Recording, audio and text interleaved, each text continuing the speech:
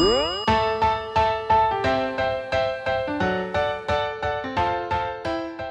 everyone, I'm Cappy and you're listening to Beyond the Plate. This is a podcast where we sit down with the world's culinary elite to explore their journey into the food industry and the social impact they have made in their community. If you're new to the pod, welcome. If you've listened before, welcome back. By now you've probably noticed we have a special bonus episode this week with one of our incredible partners, Ford's Gin. If you've been listening to any of our Beyond the Drink episodes this season, you've probably heard the special introductions with the man himself, Simon Ford of, yes, Ford's Gin.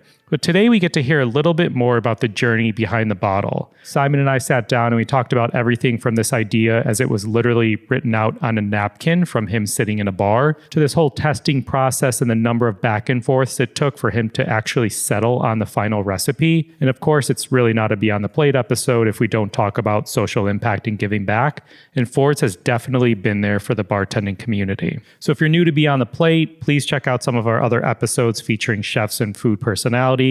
And also this new season of Beyond the Drink, which airs every other week right here on Beyond the Plate. And for this season of Beyond the Drink, we talked with some incredible bartenders from across the country, and they share their favorite gin cocktails and, of course, how they also give back to their community.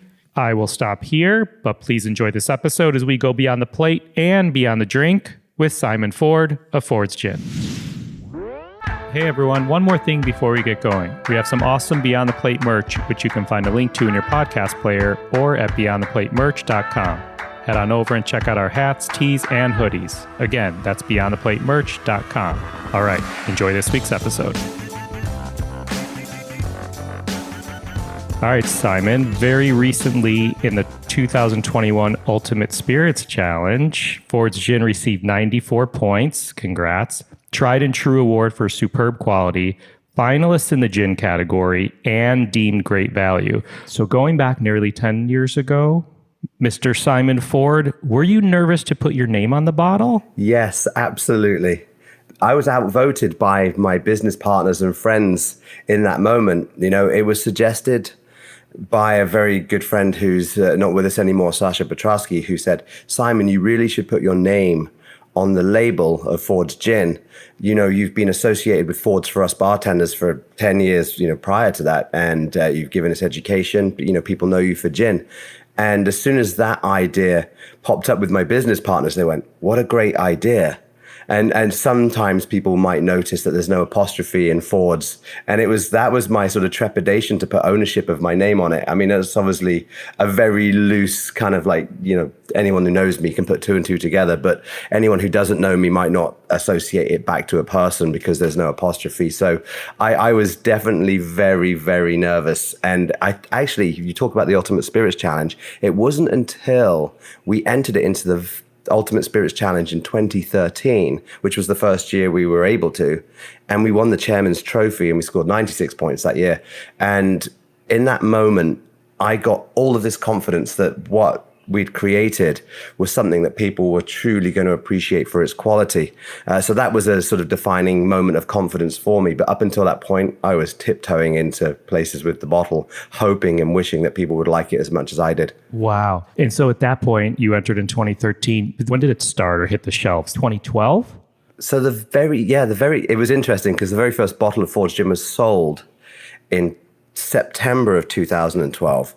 And it was funny, we had product raring and ready to go, but we couldn't figure out the distribution model of the United States at the time. We were like struggling to find places to sell it. And I remember us all sort of being in a small room in a WeWork in New York somewhere, arguing about how we're going to actually sell some of this and put some money in the bank. And all of a sudden a picture gets posted, I think obviously Facebook, of a bar in California. I'm like, how did they get our product? And then we were like, wow, it's in a distribution company. Amazing. And I was like, can I fly to California and go and sell some more? And they're like, I don't think we have the money for a flight. And that's a true story. I mean, we got into an argument about whether I could afford to go to California or not and be a salesperson on the streets. So yeah, 2012. That's so wild. So question, why gin? I've sort of fell in love with gin a long, long time ago. I was working in a wine shop in London, and you know that was my sort of first love when it came to the drinking world. But you know, at the end of a shift after a bottle of wine, we'd end up in a pub, and after a few pints, I wanted to move on to something lighter, and the gin and tonic was the drink for me. And I remember just sort of falling for a gin. I'm not going to mention competitors on today. We weren't around then, but I remember falling for a gin, and that was my call. And I remember not getting it for the very first time, not knowingly. And I was like, this isn't such and such a gin. And then I started realizing that there was lots of differences and nuances between it. And I started exploring gin even back then.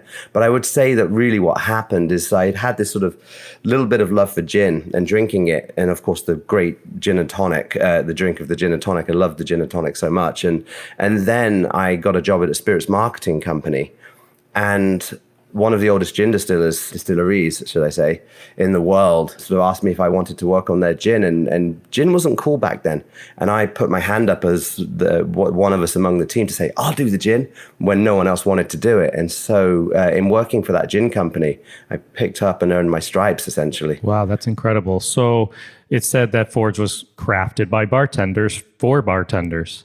Right? So why did you feel it was important to include bartenders in the process? Bartenders, to me, have been setting, ever since I've been in this industry, bartenders have been setting trends. Not that I like the word trends, but they have been setting trends, but they've been inspiring, is probably a better word, and influencing, a significant word, the way people drink beyond any other people out there in the world. The spirits marketing companies definitely have huge influence, but they get a lot of their inspiration and influence from what bartenders are doing. They look at the things that are happening in bars. And in, sort of the late 90s, early 2000s, this whole reemergence of craft cocktails saw bartenders really take off as artists of their craft, in the same way as chefs had. And I loved watching what they were doing and watching what they were doing with spirits and how they would analyze it. And so it made complete sense to me. And even back then, there were entrepreneurs in the spirits world doing things like bitters. I always think that bitters are very indicative of what a bartender would do. It's not about money, it's about passion. To come up with a product that only goes 2 dashes in doesn't come up with someone that's money, that doesn't come from someone that's money minded. That comes from someone who is, we need this product for cocktails and it's going to make them better and more delicious. And so, of course, going to bartenders, who are the people that work with the products on a day-to-day basis and introduce products to consumers on a day-to-day basis in beautiful and excellent tasting ways, I thought that was the right thing to do, was to talk about gin with bartenders throughout the entire process of developing the recipe for Ford's gin. I mean, that makes complete sense. So take us back, pre-2012, as this idea was dreamt up. You notice bartenders have different gins as, for different cocktails. Is that right? That's right. Yeah. It really was an interesting conversation between me and Sasha again, because Sasha and I shared this belief that this is the best gin for a martini, and this is the best gin for a gin and tonic, and this is the best in a fizz. Ones with high juniper content work better in fizzes. And so we sort of sat there and went, we need to make a universal cocktail gin. And the term we were branding around, because we loved these gins, of course, that we were discussing and talking about for Ford's, was we said, let's make a jack of all trades. And of course, that comes with the negative second line, which is master of none, right? But the concept of Ford's was, let's just make a jack of all trades. And that was a real challenge for us, because that meant looking at what botanicals matched with different styles of cocktails. What are the characteristics of a gin that would make a great martini? What are the characteristics that make a great gin and tonic and a fizz, and so on? And how do we bring that all together in one bottle? So the challenge began from that sort of one moment. That I like to say to people that the idea started on the back of a napkin, and it really did. We were in a bar when we were having these discussions. We were drinking gin at that bar when we were having these discussions, and we were at a bar when we came up with this idea. So then what happens? So at that point, you team up with this distiller that can execute your vision. And is that when master distiller Charles Maxwell from Thames Distiller comes into play, or not yet? Yeah, I mean, not quite. Well, yeah, around that time, I don't know if Charles knows this, but I actually took the concept and ideas and recipes that we conceptualized to about 5 different distillers that I knew, and we actually got the recipes back. And in this first round, we actually gave the same recipe to every single gin distiller to see what they would produce. So that helped us actually choose someone to work with. And Charles, the gins that he was making for us in that moment were consistently better than anyone else's. And so it really, felt right to go and work with him on the development of the recipe. And he's, 10th generation, as you mentioned, his tons of experience. His distillery's been open since 1996, so he's a bit of a gin visionary in itself. So it was a real pleasure to work with him. And I've always called him the master of no nonsense, because any crazy idea I had, he sort of put me on the straight and narrow with creating something that wasn't a novelty gin, but something that was a really good, proper, classic style of gin. So you come up with this recipe formula of 9 botanicals. Traditional juniper, coriander, citruses, spices, florals, etc. You're welcome to go into details on those ingredients or the process, but I'm more curious. You said this multi-year, 3-year process going back and forth. Like how many times? Like 5 or like 50? 83. Seriously? Yes. I got 83 logged gin recipes that we tested over that period. Not all of them made it to the bartender, because some we were able to say that's not good enough before we took it to the next level. We would taste that ourselves and go, no, this is what we would tweak. But when we had ones that we were happy and comfortable with, then we would take those to the bartenders. Yeah, a lot of gins. And interestingly enough, we got to the recipe we liked in, I think it was recipe 64, 65, around that mark. But it just didn't quite have the oil content. Gin's made up of essential oils that come from the botanicals, and that gives it viscosity, it gives it flavor, and it's that sort of those oils and viscosity that make gin very smooth in drinks like a martini.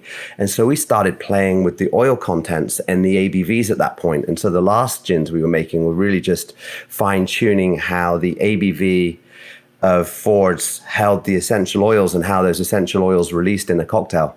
One thing I always encourage people to do with Fords is actually just add a splash of water and see how the flavors obviously evolve, which is what happens to a lot of gins. But the thing that I think makes Fords unique is actually it really opens up the oils and makes it even fuller on the palate, which is essentially what's happening with the gin in your glass when you add tonic, or when it's in a mixing glass and you're stirring it with vermouth and some ice. That was the second part of the journey, was really making sure it was smooth, viscous, and the ABV was right for using in cocktails. So it's slightly higher than some, at 45% ABV. Yeah, so you have this traditional base of the juniper and coriander seed. You have multiple citrus, multiple florals, multiple spices. And forgive me, do all gins have citrus, florals, and spices? Not all gins, no. I mean, all gins have juniper. And in fact, there's even gin out there that only has juniper.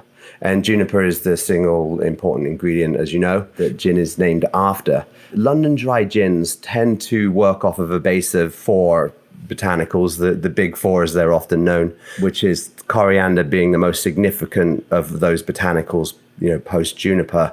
You will find a lot that are using orris root, for example, and you'll see a lot that are using angelica. Angelica brings sweetness. But again, not all gins use those ingredients either. And not all gins have citrus. There are certain big brand names that don't have any citrus whatsoever. Although a lot of citrus flavor can come from coriander, interestingly enough. So sometimes you'll try a gin that has coriander and you might pick up citrus, and you're not wrong. There's a lot of citrus flavor coming from it.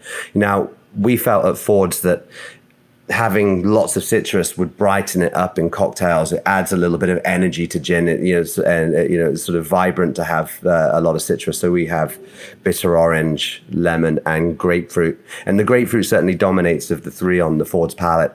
It adds that sort of pithiness, and grapefruit goes well with lime, which is good. Juniper goes very well with lemon. So it starts to help the gin become great in lemon citrus cocktails as well as lime citrus cocktails.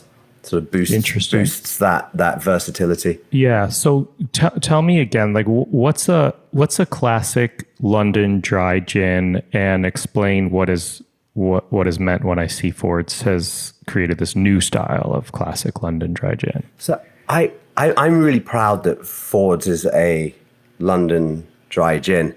I think London dry is a mark of quality in the gin world. It's a style that's not specific to London, interestingly enough. You can make London Dry anywhere in the world, and there's just a few different rules that you need to follow. Significantly, you have to use real ingredients, so your flavors can't be derived from, added flavor. It has to come from natural, real botanical ingredients. And so that's one thing that I think is great for London Dry Gin. And because of that rule, you can't add anything after distillation. So you can't add sugar or essences and things like that if you want to be a London Dry Gin. So the work of what's in the bottle is really the work of the distiller. You can add things like water, obviously, to bring it down to proof, or some more neutral spirit to balance out your botanicals in what they call a two-shot style of making gin. But you can't add anything from a point of view of sweetener and flavor post. And so that's what makes London Dry Gin, and that's why I love the category of London Dry Gin. And for me, we didn't set out to make a London Dry. I actually think we ended up making a London Dry because we were testing in cocktails. And of course, in testing it in cocktails, we would see our style move towards the London Dry style, and which made total sense to me because that's what the classic cocktails were all invented with. They were invented with London Dry Gin, so it's sort of an expected flavor. The reason I sort of say that Ford's is a modern take on it is because I feel like we made Ford's gin during this modern cocktail revival, this era that we're in right now. And so we've addressed the needs of today's bartenders in the way we've developed the recipe, which, even though it's a classic style, it was developed in the last 10 years. That's incredible. This is so eye-opening for me. Would you say London Dry Gin, or the style of London Dry Gin, is superior quality or standards as compared to, we don't have to name names, but others? I wouldn't necessarily say it was a superior standard. It's just more of a guaranteed thing if you were looking and reading at labels, a little bit like having an appellation control A or something like that. Even though it's not an appellation control A in terms of geographic, where it comes from geographically, but it is one that sort of protects you from a quality point of view. That's where I was going with this next, because here in the US, you have like the American Dairy Council and the Avocado Commission and the this and that. And I feel like if they don't, correct me if I'm wrong here, I feel like London Dry Gin should have this like coalition supporting London Dry Gin makers. There is the Gin Guild in London. It's a very old, it's like one of these old English livery companies that sort of was born out of the worshipful company of distillers that was founded in 1638. And they're sort of around to protect gin, and they're the ones that really work to give good sort of press to London Dry as a style, to help people identify between different styles of gins, especially in a world where we've got lots of flavored gins now and things like pink gins that are out there, strawberry flavored, and gins that are sort of made in a similar way to vodka. So I don't think we should stop this innovation. The innovation's always good, but I think it's very good that the consumer understands the difference between classic and something that might be flavored, and give them the opportunity to have the knowledge and know that someone's sort of protecting that. It's very pragmatic still. Obviously the laws are in place to protect the style of London Dry Gin, and there are evolving styles of gin right now that obviously still need to be addressed. But it's an exciting time for the gin category in general. We're seeing lots of innovation all over the world. Okay, so that was actually my next question. You see too many vodkas release too many flavors. Sure. So how does the spirit innovate? Like, how does gin innovate or evolve? You have this home run recipe. 83 back and forth with Ford's gin. So what do you do? It's a great question, one I've not really thought about that much either. But as you were asking the question, all I could think of was there are hundreds and hundreds of ingredients that gin distillers call botanicals, the herbs, spices, and fruits, and so on, that you could use to create a recipe in gin.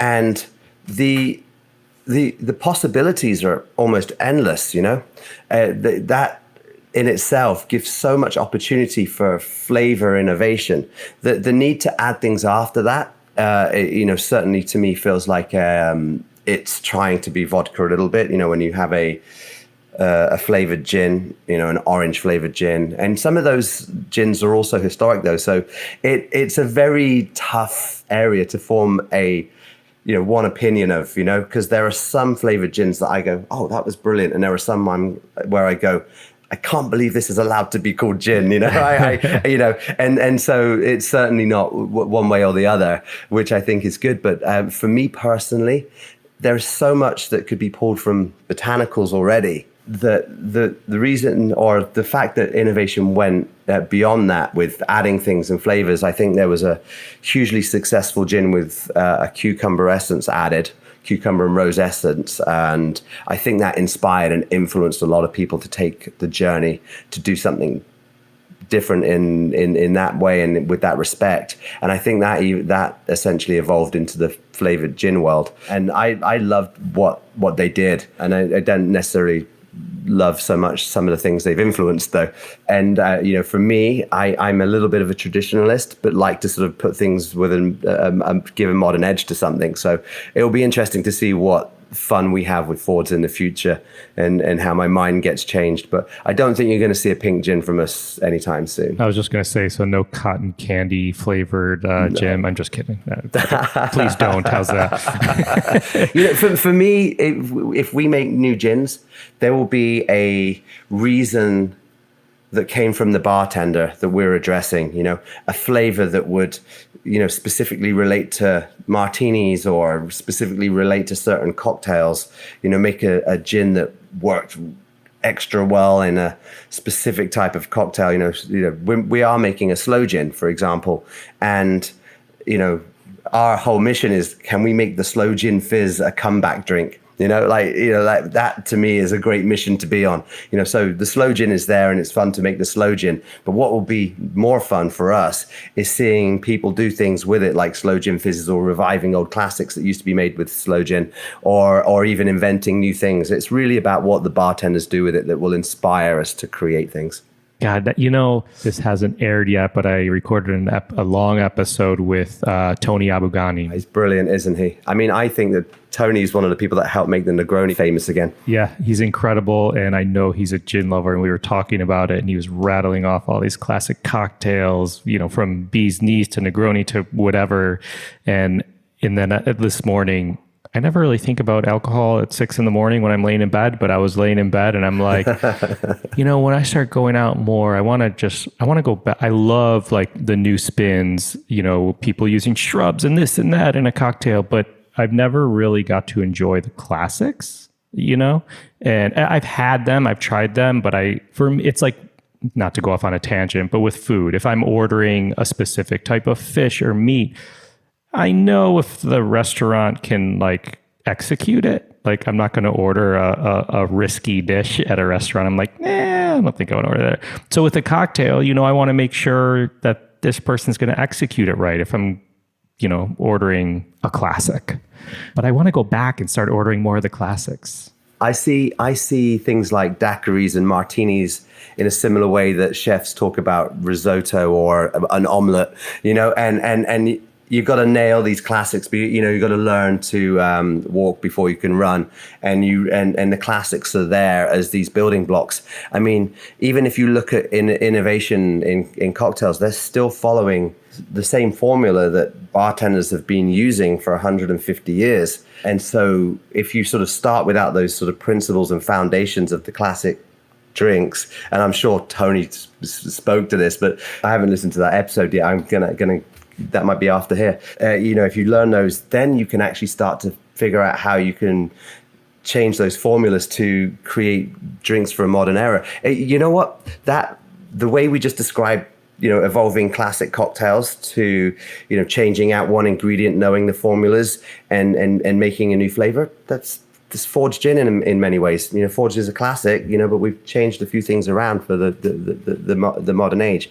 But it couldn't have started if I didn't know classic gin and Charles didn't know classic gin first. Yeah, it's exactly it's funny. It's exactly what Tony was saying. He's like, Andrew, you take a daiquiri, 2 parts rum, 1 part this, 1 part this, whatever it was. I'm like, okay.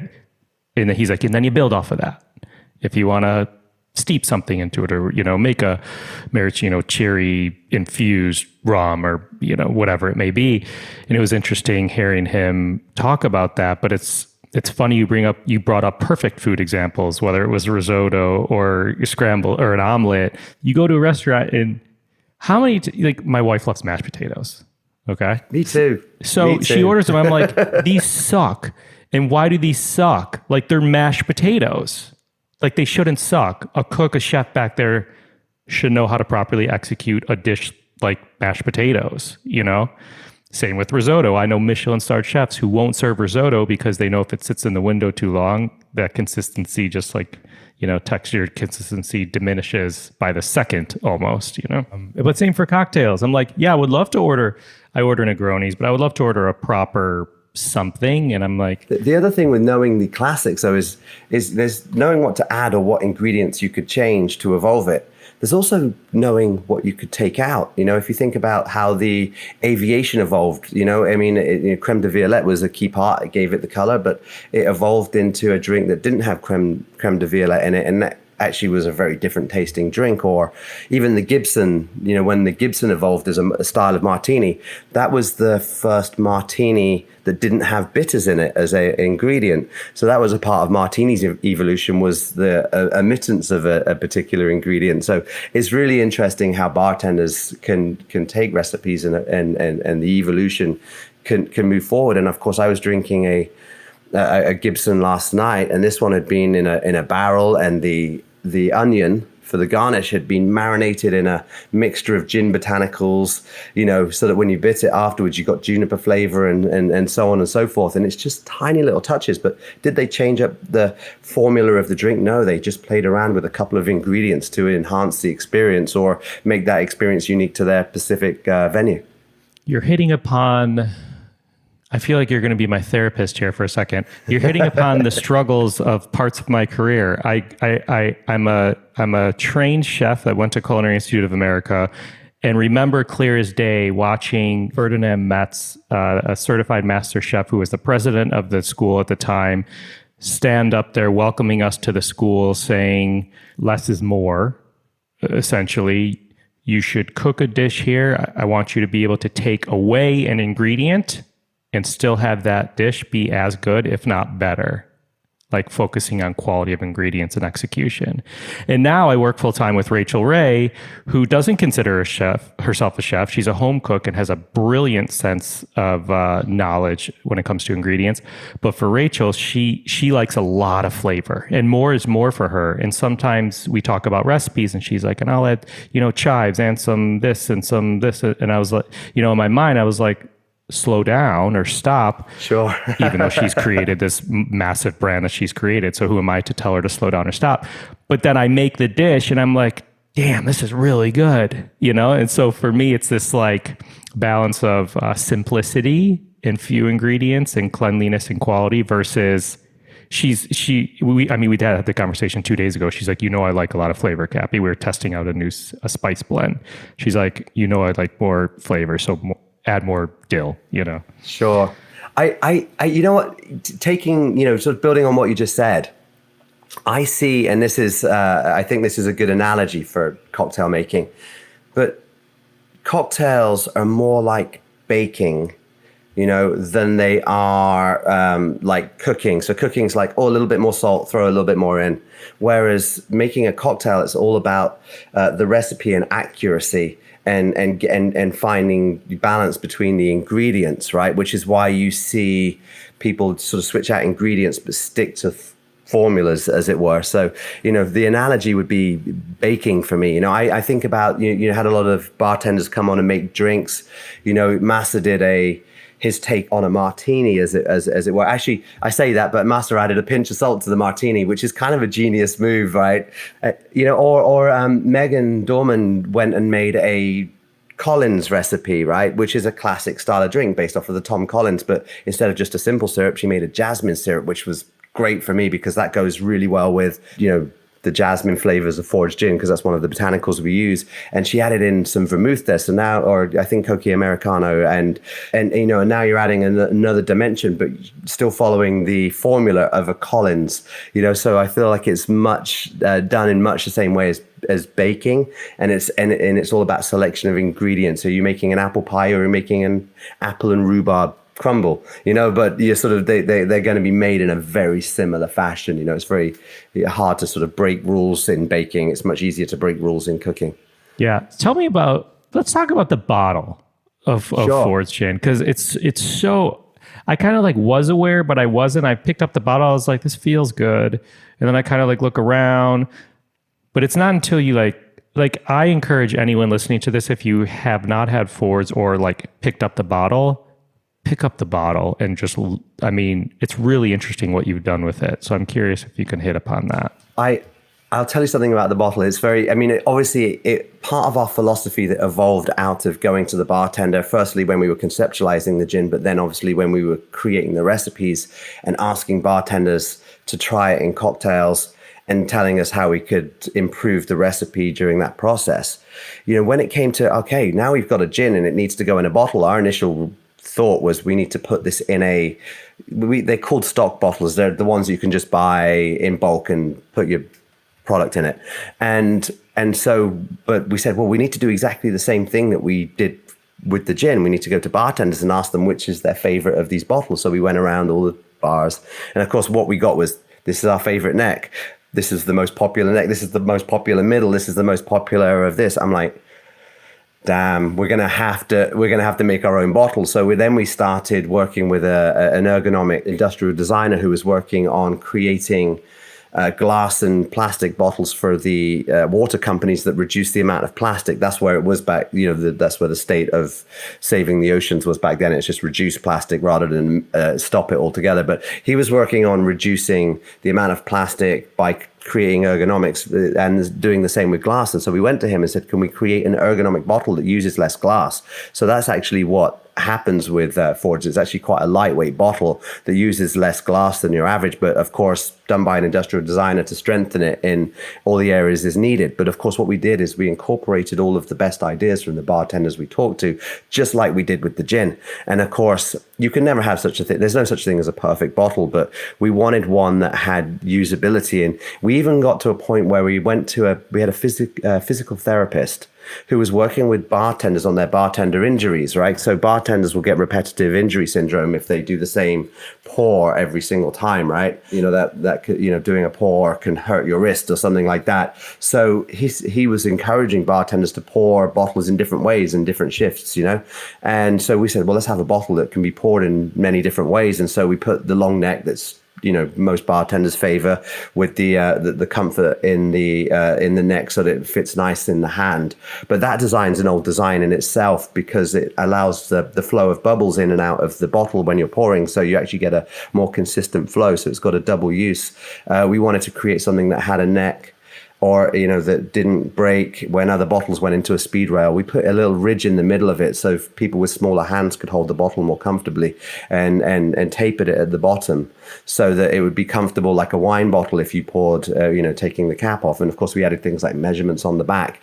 What's really interesting about the bottle, I was really frustrated in the early days because we'd spent 3 years making a gin. And all anyone talked about was the bottle, and I'm like, what about the gin? What about the gin? But I didn't realize at the time that, that was, helping people get introduced to our gin. The bottle is a sort of vehicle, never underestimate packaging, right? There's sometimes probably a lesson learned there.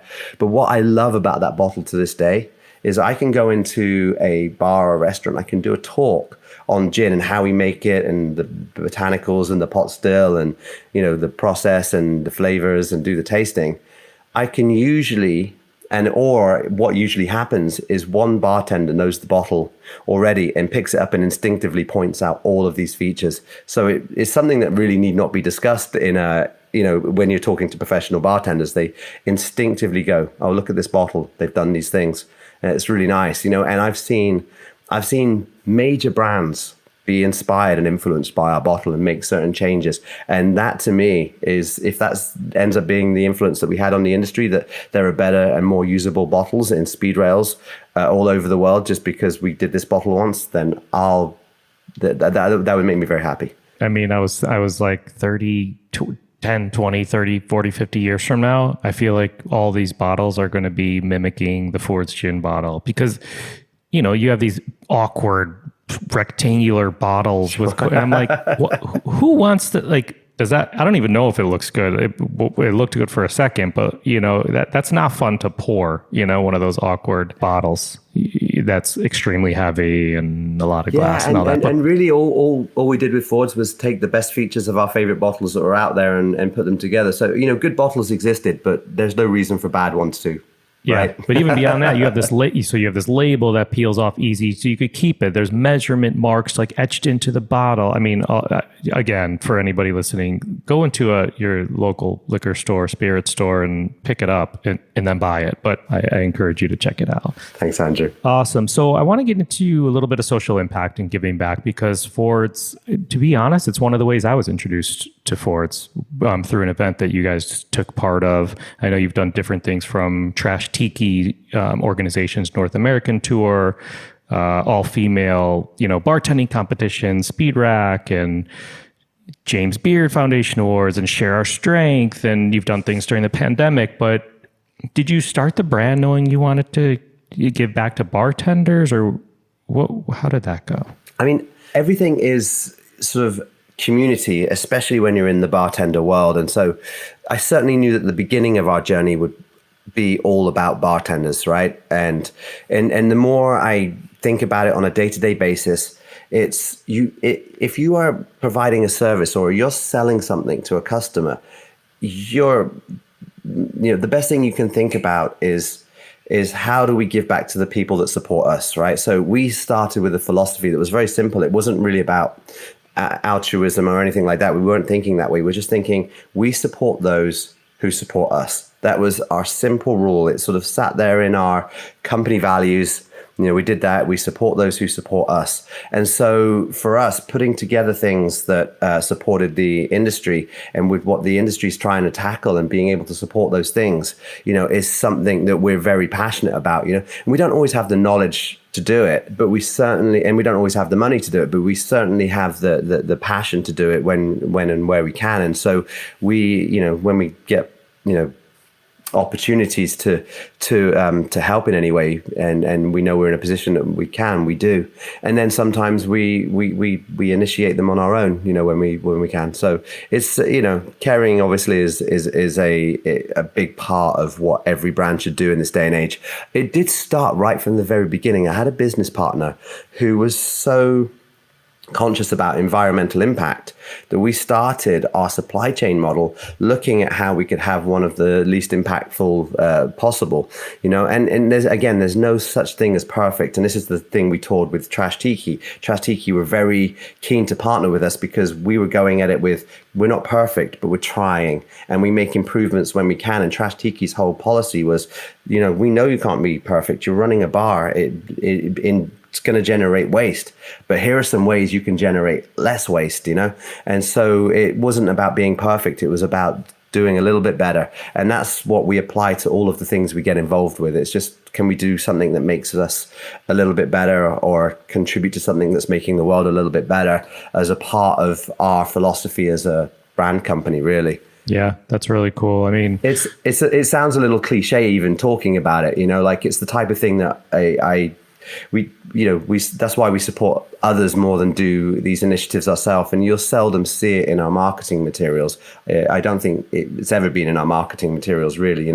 Occasional invitation, of course, that says, hey, we're supporting the $1 billion oyster project, or this charity is being supported by this event. But that's just sort of nature of legality, and that event being a collaboration between Fords and such a charity. But in general, most of the giving back we do tends to be, not very overt. It's not our message. Our message is we make great gin for cocktails, but I think every company has responsibilities if they are going to pull from the earth.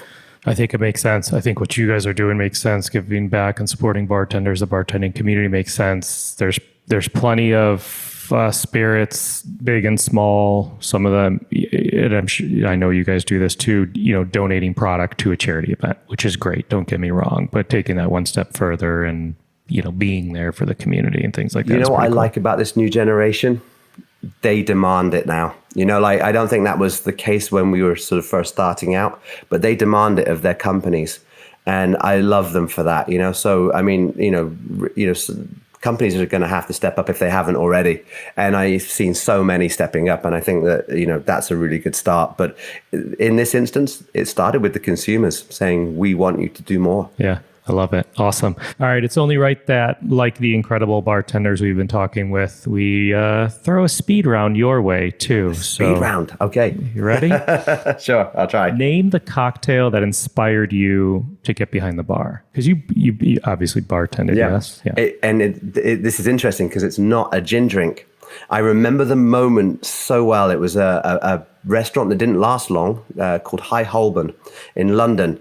And we went downstairs to a lounge and I was served a Sazerac.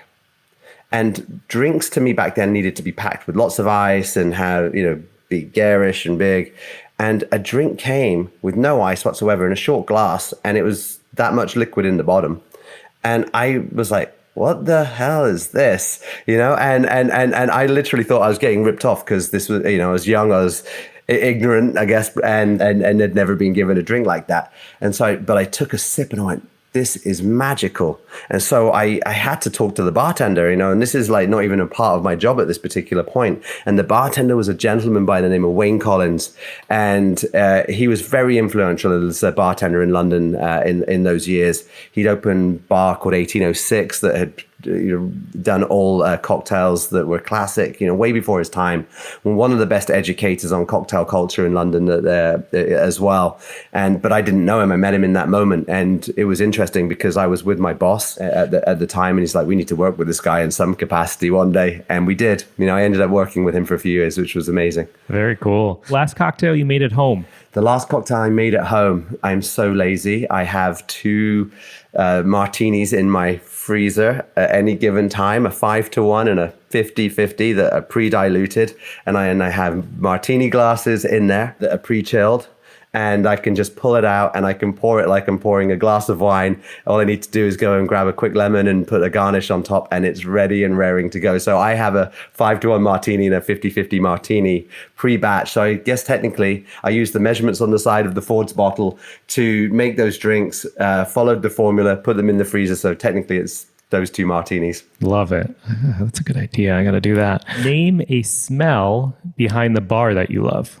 This is a weird one. It's the smell coming off of the walk-in fridge. It's always got that vent, right? And it's an odd smell, but it gives me a comfort. It's like yeah, I love it. How about a smell behind the bar you hate? Putting out the trash always, of course. What pisses you off behind the bar? When not that much, to be honest. Only myself, right? My inability to put things back where I picked them up. Like that makes me a sloppy bartender. It definitely did when I was bartending. I pick up the bar spoon. And of course, if you ever guest bartend, you never know where anything goes anyway. And that's been most of my bartending for the last 20 years. Yeah. So of course, my inability to actually put things back where they belong. Yeah. What makes you happy behind the bar? There's a weird thing that happens when you're in survival mode. You will always find yourself in the zone. I think the last time I was in the zone was I was doing a guest bartending appearance, and I thought that, like usual, I would get lots of support from the staff. But no, they were like, no, this is yours. And then 50, 60 people turned up.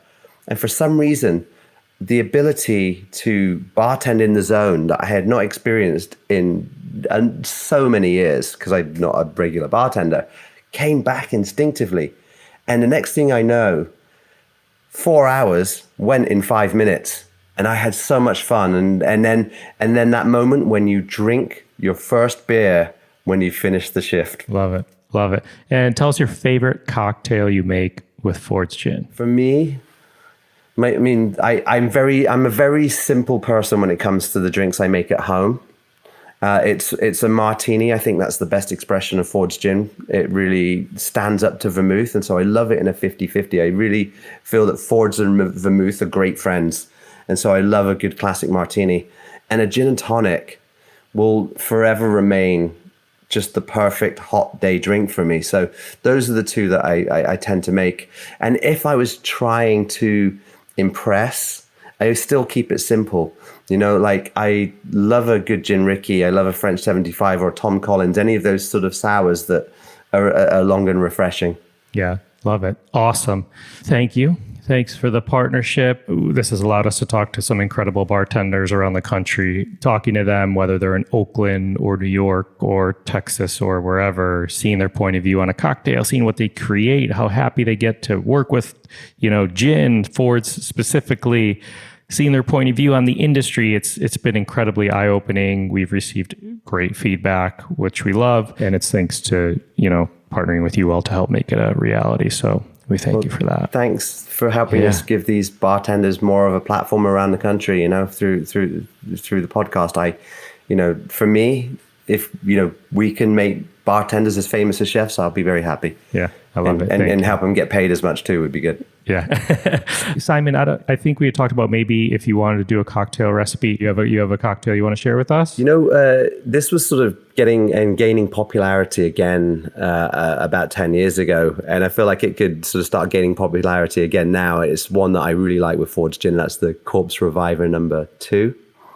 And the Corpse Reviver, I think the whole idea was that it revived the corpse. So I think it's a hangover cure drink, certainly from when it was created. And it was first appeared in 1930 in Harry Craddock's The Savoy Cocktail Book. But it's just if we talk about what we were talking about earlier, Andrew, it's one of those cocktails where you've taken a formula and you've just sort of changed a few different things, So it's 1 part gin, 1 part Coca Americano, 1 part Cointreau, 1 part lemon juice. So you sort of get that makeup of a sort of sour recipe. There is a dash of absinthe in it, and you shake it all up and you put it into a cocktail glass, and there's no garnish. When you have a hangover, you don't really think about the garnish. Apparently that's why. And there's a quote that comes in the Savoy Cocktail Book that 4 of these taken in swift succession will unrevive the corpse again.